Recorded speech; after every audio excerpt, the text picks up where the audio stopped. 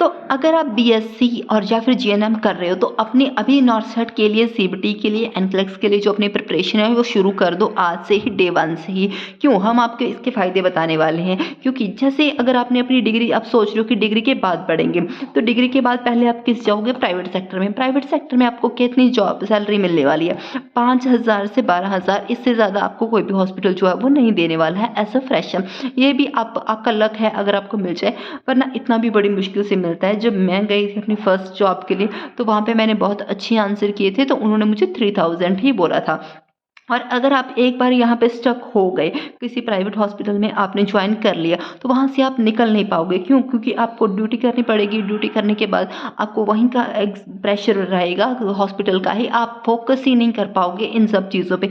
वही लाइफ इतनी ज़्यादा बिजी हो जाती है, आप उस चीज़ से निकल ही नहीं पाओगे, आप प्रिपरेशन कर ही नहीं पाओगे, ये मुश्किल हो जाता है। लेकिन अभी आपके पास टाइम है। क्यों? क्योंकि अभी आपने वो सारे सब्जेक्ट जो आते हैं एनक्लेक्स में, नॉर्सेट में, वो सभी आप पढ़ रहे हो। अगर आप उनकी अभी से तैयारी कर लो तो आपके लिए बहुत ईजी हो जाएगा। जैसे ही आप अपना ये डिग्री कंप्लीट करोगे, साथ के साथ आपको क्या करोगे, आप एग्ज़ाम दे के आप क्लियर अपना कर सकते हो। और हो सकता है अगर जैसे 6 महीने की कोई कोचिंग वगैरह लेके या फिर कुछ करके आप इजीली वो क्लियर कर लोगे, अगर आपका बेस स्ट्रांग है। लेकिन अगर आपका बेस ही स्ट्रांग नहीं है, अगर आपने अभी नहीं पढ़ा है, तो बाद में आपको वो सारा शुरू से पढ़ना पड़ेगा। और अगर नहीं पढ़ा तो इसी जॉब सर्कल में स्टक रह जाओगे। 12,000 से 15,000 एक्सपीरियंस के बाद में मैक्सिमम टू मैक्सिमम 20,000, वो भी बड़ी मुश्किल से मिलेगा लास्ट में जाके आपको। लेकिन आप कभी भी एक अच्छी इनकम जो है वो ऐसे अर्न नहीं कर पाओगे।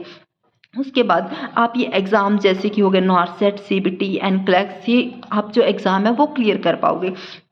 और क्या होगा, ये प्रैक्टिकल्स, जैसे आपकी प्रैक्टिकल्स होती हैं तो उसमें भी आपको ये क्वेश्चन पूछते हैं। अगर आपने यहीं पे अच्छे से कंसेप्ट आपका क्लियर है, तो वो आपको प्रैक्टिकल्स में भी हेल्प करेगा और आपके अच्छे मार्क्स आ जाएंगे प्रैक्टिकल में। और अगर आपको ये जैसे नॉर्सेट क्लियर नहीं भी हुआ, एनक्लेक्स का क्लियर नहीं भी हुआ, तो भी आप कहीं पे इंटरव्यू देने जाते हो, आपके पास एक अच्छी नॉलेज है, तो जब आप उस चीज़ का आंसर करते हो तो आपको वो एक अच्छी जॉब दे देंगे। लेकिन अगर आपको कुछ आता ही नहीं है, तो वो भी आपको एक अच्छी जॉब नहीं देने वाले हैं। आपकी डिग्री जो है उसकी कोई वैल्यू जो है वो नहीं रहेगी। डिग्री के बेसिस पे आपको जॉब जो है वो अच्छी सैलरी वाली नहीं मिलेगी।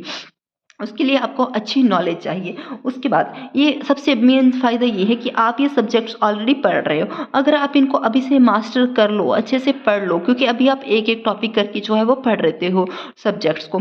तो अगर आप अभी से पढ़ लो तो आपको बाद में जाके आपका बेस स्ट्रॉन्ग रहेगा और कोई दिक्कत नहीं आएगी। तो मैं आपको बताती हूँ कि क्या करना है। जैसे जो बीएससी और जीएनएम का सिलेबस है, वो 70 टू 80% सेम ही होता है जो नॉर्सेट और एनक्लेक्स में पूछते हैं। तो अगर आप ये भी से पढ़ते हो तो आपका बेस स्ट्रांग हो जाएगा। अगर आप फर्स्ट ईयर में हो तो ये वीडियो तो आपका करियर ही बचा सकती है, वरना तो आप उसी सर्कल में जो है फंस के रह जाओगे। तो आपको, जैसे मैं आपको सब बताती हूँ, कॉमन सब्जेक्ट जो सभी एग्जाम्स में आते हैं, जैसे फंडामेंटल ऑफ नर्सिंग, ये तो सबसे ज़्यादा मेन है नर्सिंग का। तो इसके क्वेश्चन तो ऑलमोस्ट हर जो कॉम्पिटेटिव एग्जाम है उसमें आते ही आते हैं। मेडिकल सर्जिकल नर्सिंग हो गया, एनाटॉमी फिजियोलॉजी, फार्मेकोलॉजी सबसे ज़्यादा इंपॉर्टेंट, माइक्रोबायोलॉजी हो गया, कम्युनिटी हेल्थ हो गया, साइकेट्रिक नर्सिंग हो गया, चाइल्ड हेल्थ एंड ओबीजी हो गया, ओबीजी मोस्ट इंपॉर्टेंट हो गया। तो ये सारे जो सब्जेक्ट्स हैं ये सारे बहुत ज़्यादा इंपॉर्टेंट हैं और ये सारे जो है आपकी नर्सिंग के लिए बहुत इंपॉर्टेंट है। तो अगर आप इन सब्जेक्ट्स को पढ़ते हो तो आप नॉर्सेट में भी अच्छे मार्क्स ला सकते हो और साथ के साथ अपनी जो एग्जामिनेशन है उसमें भी अच्छे मार्क्स लाते हो। अब मैं बताती हूँ आपको कि पढ़ना कैसे है। जैसे आपको कॉलेज में आपने कोई नया कंसेप्ट जो है वो सीखा है, उसके बाद क्या करना है, आपको घर पे आके उसी टॉपिक के क्या करने हैं, नोट्स बनाने हैं। उसके बाद उस टॉपिक को भरना है गूगल पे या फिर चैट जीपीटी पे। तो वहाँ पे भर के आपको ये बोलना है कि हमें इसके प्रीवियस ईयर क्वेश्चन दे दो। तो जब वो आपको प्रीवियस ईयर क्वेश्चन दे देंगे इस टॉपिक के, उसको बोलो नॉर्सेट के दे दो या फिर किसी भी जिस भी आपके कॉम्पिटेटिव एग्जाम की आपको तैयारी करनी है, उसके आपने प्रीवियस ईयर क्वेश्चन ले लिए, तो वहाँ से आपका पूरा कंसेप्ट क्लियर हो जाएगा। आपको क्या करने हैं, उसके नोट्स बनाने हैं। नोट्स बनाने के बाद उनके जो प्रीवियस ईयर क्वेश्चन है वो भी लिख लेने हैं। उसके साथ उनकी रैशनलाइजेशन लिख लेनी है कि जो आंसर करेक्ट है वो करेक्ट क्यों है और जो इनकरेक्ट है वो इनकरेक्ट क्यों है। इससे आपका जो कंसेप्ट है वो बिल्कुल क्लियर हो जाएगा। क्वेश्चन को आपको अच्छे से पढ़ना है। उसके बाद आपको आंसर देखने हैं, इसमें से रैशनलाइजेशन करनी है कि आंसर गलत है तो गलत क्यों, सही है तो सही क्यों, और इम्पॉर्टेंट टॉपिक जो है वो मार्क कर लेने हैं। जो जो जैसे क्वेश्चन रिपीट पे आते हैं बार बार, तो उनको आपको अलग से हाईलाइट करके रख लेना है, क्योंकि वो बहुत ज़्यादा इंपॉर्टेंट होते हैं, वो आपको पढ़ने ही पढ़ने हैं। और उसके बाद क्या करना है, जैसे संडे है, हॉलीडे है, तो जो भी आपने पूरा वीक में पढ़ा है उसकी आपको उसकी क्या करनी है, रिवीजन करनी है। तो जैसे ही आप रिवीजन करोगे आपका वो सारा टॉपिक जो है वो कवर हो जाएगा। उसके बाद मैं आपको बताने वाली हूँ बुक्स। बहुत सारे लोग पूछते हैं नॉर्सेट के लिए कौन सी बुक्स यूज़ करें, नॉर्सेट के लिए कौन सी बुक्स यूज़ करें। तो जो आपके कॉलेज की टेक्स्ट बुक है वो आपका बेस है। जो भी आपके पास बुक है, सारी बुक्स ऑलमोस्ट सेम ही होती है, सब में कंसेप्ट ऑलरेडी क्लियर ही होता है, सेम ही होता है, बस थोड़ा बहुत फ़र्क होता है, बुक सारी ही अच्छी होती हैं। तो जो भी बुक है आपको उसको अच्छे से पढ़ना है, वो आपका बेस क्लियर करने में हेल्प करेगी।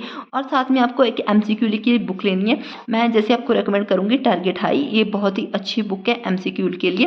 तो आपको ये क्या करना है, टारगेट हाई की बुक लेनी है और साथ के साथ चैप्टर वाइज, टॉपिक वाइज आपके जो एमसीक्यू हैं वो करते रहने हैं। और आपको चैट जीपीटी या फिर गूगल से भी उस टॉपिक के साथ क्वेश्चन आंसर करते रहने हैं। और साथ के साथ मॉक टेस्ट भी आपको देना है। मॉक टेस्ट हो गए जैसे 1 मंथ के बाद मॉक टेस्ट हो गया एक सब्जेक्ट का, उससे आपको पता चल जाएगा कि आपकी कितनी प्रिपरेशन है, कौन सा सब एरिया आपका वीक है, कौन सा आपका एरिया जो है वो स्ट्रांग है। और कॉमन मिस्टेक्स जो आपको अवॉइड, जो आपको नहीं करनी है, एक तो बहुत सारी बुक्स खरीद लेनी, लेकिन पढ़ता फिर इंसान किसी से भी नहीं है, थोड़ा उससे पढ़ लिया, उससे पढ़ लिया, ये अच्छी है, वो अच्छी है, सारी बुक्स अच्छी हैं, कोई भी एक पे आप ट्रस्ट रखो। उसके बाद रिवीजन ना करनी, ये सबसे बड़ी गलती होती है, क्योंकि आप पढ़ते जाते हो लेकिन रिवीजन नहीं करते हो, तो पढ़ा हुआ क्या होता है, इंसान जो है वो भूल जाता है। इसीलिए रिवीजन ना करना ये आपकी सबसे बड़ी गलती हो सकती है। Ignoring basics and studying without MCQ. अगर आप एमसीक्यू नहीं कर रहे हो, आपको पता ही नहीं चलेगा कि इसमें क्या पढ़ना है, क्या नहीं, क्या इंपॉर्टेंट है, क्या नहीं। लेकिन अगर आपने एमसीक्यू पढ़ लोगे, आपको पता चल जाएगा कि क्वेश्चन जो है वो कैसे फ्रेम होता है, क्या होता है, क्या नहीं। इसलिए ये सब भी आपकी बहुत ज़्यादा हेल्प करेंगे। और यही एमसीक्यू को क्या करना है, एमसीक्यू और नोट्स बना के रखने हैं। एक जैसे टॉपिक ले लिया, कोई भी टॉपिक है, जैसे आप हमारे पास वाइटल साइन है, वाइटल साइन ले लिया, उसको लिखो, जो भी उसकी थ्योरी है पूरी नोट्स बनाओ, साथ के साथ एमसीक्यू लिखो, प्रीवियस ईयर के एमसीक्यू पहला लिख लिया। उसके बाद जैसे आई विल शो यू, जैसे मैंने बनाए थे, जैसे मेरा ये टॉपिक है ग्लूकोमा, ग्लूकोमा में मैंने ये टॉपिक पढ़ा है सारा, उसके sign and symptoms, diagnosis, management, ये उसकी डेफिनेशन वगैरह सारा पढ़ा। उसके बाद मैंने क्या किया है, नर्सिंग मैनेजमेंट, जैसे ये नर्सिंग मैनेजमेंट लिखी है सारी। फिर उसके बाद प्रीवियस ईयर क्वेश्चन निकाले हैं मैंने गूगल में से प्रीवियस ईयर क्वेश्चन निकाले हैं। तो ये क्वेश्चन उसने बताया है कि ये थेरेपी दे रहे हैं उसको, तो मैंने ये क्वेश्चन निकाल लिया। अब मुझे पता चल जाएगा कि इसमें से क्वेश्चन कैसे जो है वो फ्रेम होते हैं, मुझे उसकी पूरी अंडरस्टैंडिंग है। मुझे ये सारा एक एक टॉपिक में पूरी अंडरस्टैंडिंग है कि कहीं से भी इस टॉपिक में से क्वेश्चन आ जाए, मुझे वो 100% क्लियर है। तो यही चीज़ आपको करनी है। जैसे कि मैंने इसके और भी निकाले थे, जिसके जितने भी प्रीवियस ईयर क्वेश्चन बनते थे मैंने वो निकाल लिए हैं। तो भी एग्ज़ाम में कोई भी क्वेश्चन आ जाए इस टॉपिक में से, ग्लूकोमा में से, मैं वो नहीं छोड़ के आऊँगी। तो इसीलिए आप भी ऐसे ही नोट्स बनाने हैं, प्रीवियस ईयर क्वेश्चन करने हैं। और अगर आपको ये वीडियो अच्छी लगी तो लाइक और सब्सक्राइब ज़रूर करें। Thank you for watching. Best of